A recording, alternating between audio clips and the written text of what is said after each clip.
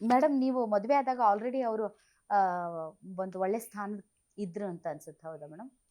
ಒಳ್ಳೆ ಸ್ಥಾನದಲ್ಲಿದ್ರಿ. ಎಷ್ಟು ವರ್ಷಕ್ಕೆ ಮದುವೆ ಆದ್ರಿ ಸರ್ ನೀವು? ನಾನು ಆಲ್ಮೋಸ್ಟ್ ಅಲ್ಲಿ 32 ರೀ.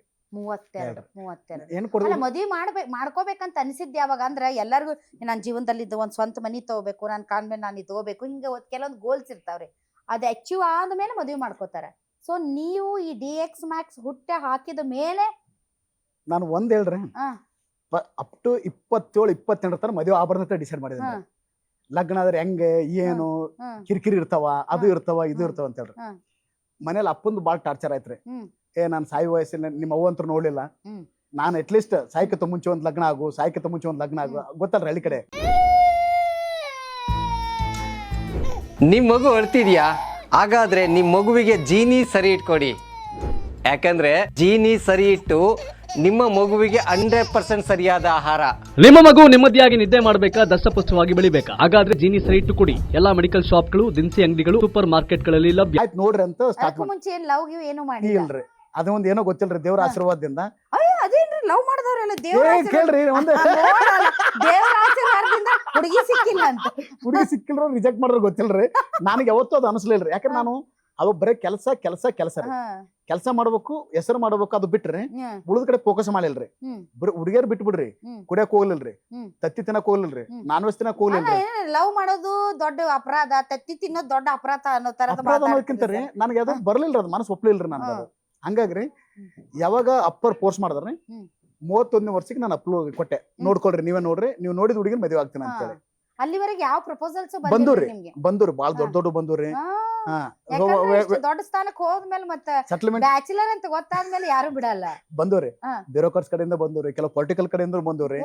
ಬಟ್ ನನಗೆ ಇಲ್ಲಿ ಒಂದ್ ಕಡೆ ಮಿಡ್ಲ್ ಕ್ಲಾಸ್ ಫ್ಯಾಮಿಲಿ ಅಂತ ಆದ್ರೆ ಎಲ್ಲಿ ಒಂದ್ ಸಂಸ್ಕಾರ ಇರುತ್ತೆ, ಒಂದ್ ಅಟ್ಲೀಸ್ಟ್ ನಮ್ಮವರು ತನ್ನವ್ರು ಅಂತ ಒಂದು ಇದಿರುತ್ತೆ ಅಂತ ಹೇಳ್ರಿ.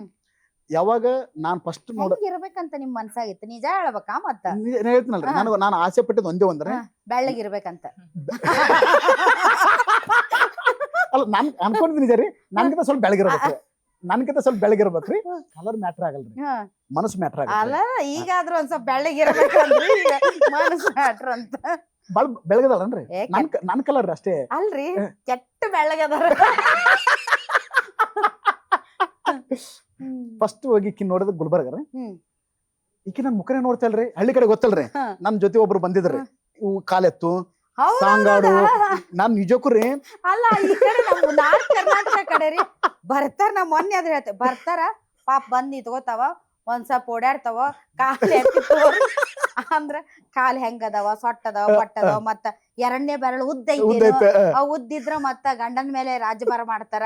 ಆಮೇಲೆ ನೋಡ್ತೀನಿ ಹಂಗಾರ ನೋಡ್ತೀನಿ. ಇಲ್ಲಲ್ರಿ, ಐತ್ರಿ ಸ್ವಲ್ಪ ಐತ್ರ, ಹಂಗ ರಾಜಭಾರ ಮಾಡಕತ್ತಾರ. ಯಾಕಡೆ ಕಾಲ್ ನೋಡಿದ್ರಿ? ಇಲ್ಲ ಇಲ್ಲಲ್ರಿ, ಸಮಾಧಾವ್ರಿ, ಹಂಗ ರಾಣಿ ಭಾರ ಮಾಡಕತ್ತೇನ್ರಿ. ಸಮಾಧಾವ್ರಿ ಸರ್.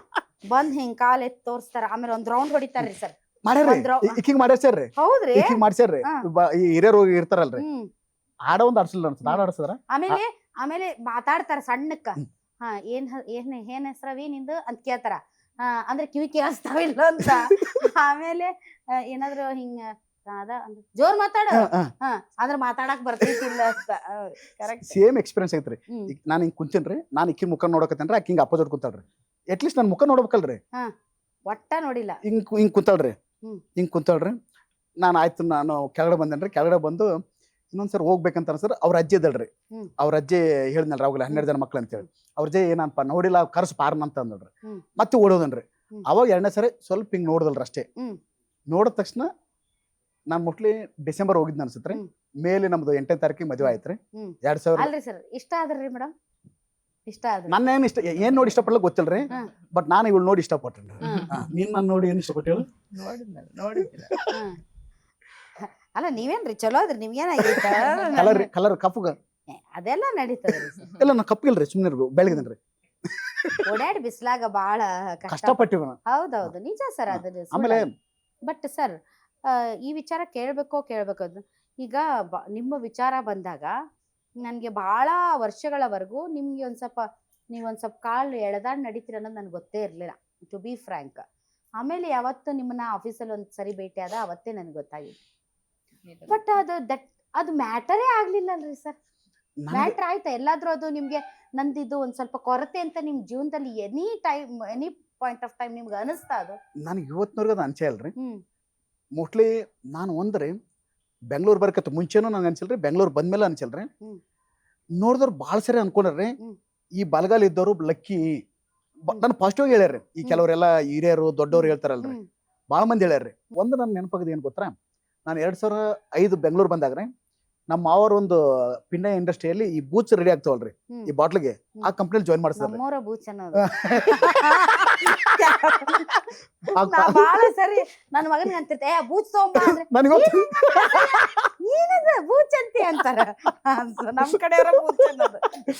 ಅಲ್ಲಿ ಜಾಯ್ನ್ ಅದನ್ರಿ. ಹ್ಮ್ 2,000 ರೂಪಾಯಿ ಸ್ಯಾಲ್ರಿ ರೀ. ಹ್ಮ್ 2,000 ರೂಪಾಯಿ ಸ್ಯಾಲ್ರಿ. ಒಂದು 15 ರಿಂದ 16 ದಿನ ಅಲ್ಲಿ ಕೆಲಸ ಮಾಡ್ದನ್ರಿ. ಹ್ಮ್ ಕೆಲಸ ಮಾಡ್ತಿದ್ದನ್ರಿ. ಸ್ವಲ್ಪ ಈಗ ನಡಿಬೇಕಾರ ಆ ಬಾಟ್ಲಿ ಕೆಳಗೆ ಬೀಳೋದು, ಹಾ. ಆ ಇದು ಬೀಳೋದ್ರಿ. ಅವ್ರು ನೋಡಿ ಇಮಿಡಿಯೇಟ್ ಅಂದ್ರು, ನಿನ್ ಇಂಗ್ಲೀಷ್ ಬರಲ್ಲ, ಇದು ಬರಲ್ಲ, ಹೋಗಪ್ಪ ಅಂತಂದ್ರು. ಹ್ಮ್. ಅವಾಗ ಒಂದು ಸರಿ ಅಯ್ಯೋ ನನಗೆ ಇದು ಮೈನಸ್ ಆಯ್ತಲ್ಲಪ್ಪ ಅಂತ ಅವತ್ತು ಅನ್ಕೊಂಡಿದ್ರಿ. ಹ್ಮ್ ಅದಾದ್ಮೇಲೆ ಹಿಂದೆ ತಿರುಗಲಿಲ್ರಿ, ಯಾವತ್ತೂ ಅನ್ಕೊಳ್ಳಿಲ್ರಿ. ಹ್ಮ್. ಇದು ನಾನು ಯಾವಾಗಲೂ ಅನ್ಕೊಂಡಿದ್ರಿ, ಇದು ನನ್ನ ಲಕ್ಕಿ ಕಾಲ ಅಂತ ಅನ್ಕೊಂಡಿನಿ.